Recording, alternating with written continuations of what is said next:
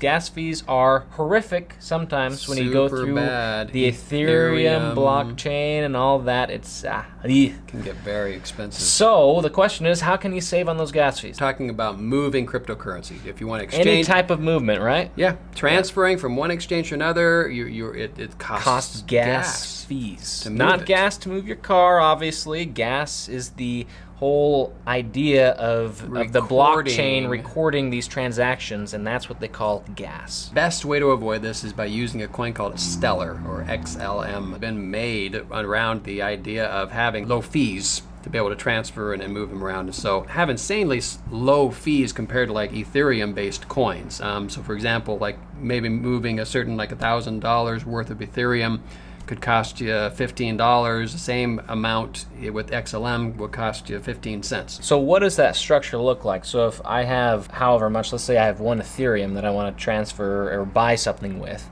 do I want to change that first into XLM and then with the XLM buy the whatever that I'm trying to buy? No, almost. Is that how it works? So you would change it to XLM first and then do whatever you need to do. We're not talking about buying something. I mean, you buy with... Buying an NFT or something like that is my idea. See, so that... Really, this only comes to transferring cryptocurrency around, because that's really all I've done so far, is moving from different exchanges.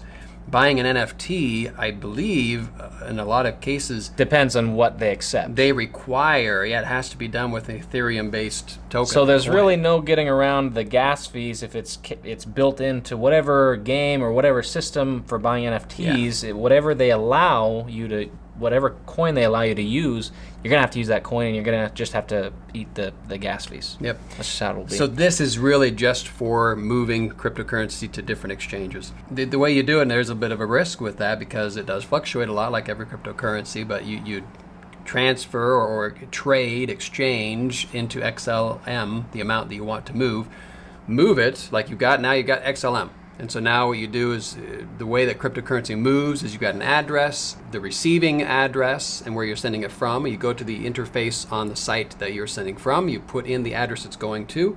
Sometimes you include what's called a memo, and it'll tell you if it's required. And if you do this wrong, your cryptocurrency is gone. So this is very important on cryptocurrency.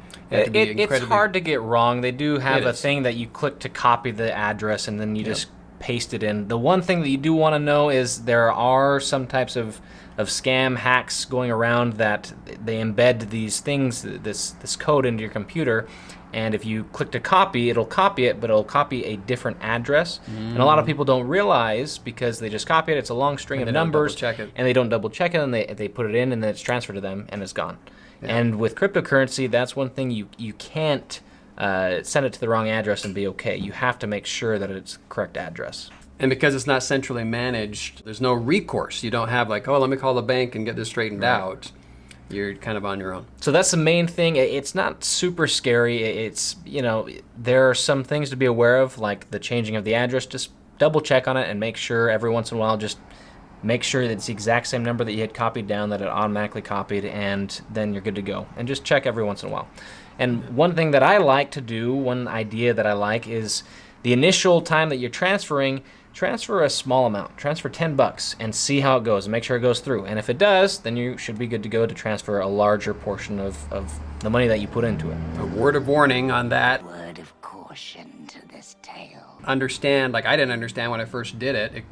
I got charged $20. Doesn't matter how much you're changing, you're transferring. It's $20 to move stablecoin. Whatever exchange it was from Binance to the other, it was $20 for every transfer. Just for stablecoin? It was a stablecoin that was moving. So Bitcoin, if you change that around, it shouldn't. Depends on what the fees are. Their fees are different based for on each the different. exchange. If you think you're going to need more than what you're transferring, do a little more. Because I did what I thought would be enough, and I ended up doing 3 different transfers, paying $60 instead of one fees. Because it was $20 each time. So check the transfer fees. That's the most important. When you get into an exchange, you can go ahead and do trading within that exchange immediately. Anything you want to do within the exchange is fine. They just don't want you moving it out. So within Coinbase, any type of coin you can exchange within there, you can immediately start trading around and doing what you want. Yep. But if you want to transfer your money, essentially your wallet on Coinbase, money in your wallet on Coinbase, to a different wallet, for example on KuCoin or a different exchange, you have to wait at least 6 days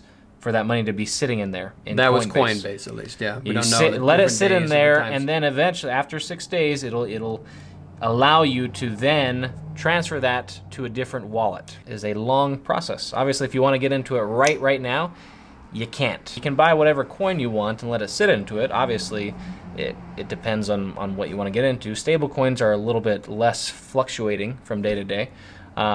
But a lot yeah, less. A lot less. And you can put it into what you want. And then after it's been sitting in Coinbase, regardless of whatever coin it's in, you can let it sit there and then transfer it after 6 days. If you have money ready to go, then it's like, ooh, this is looking good, and you're watching it go down further, and then you watch it go up a little bit, and then you try Unless to you time get into ACH when it's going down, and then it goes further. down further, and then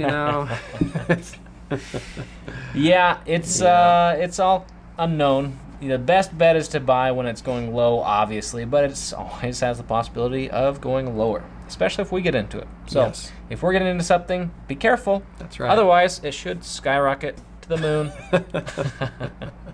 If you have any questions, obviously leave it down below. We'd be happy to answer those, and we'll see you in the next video.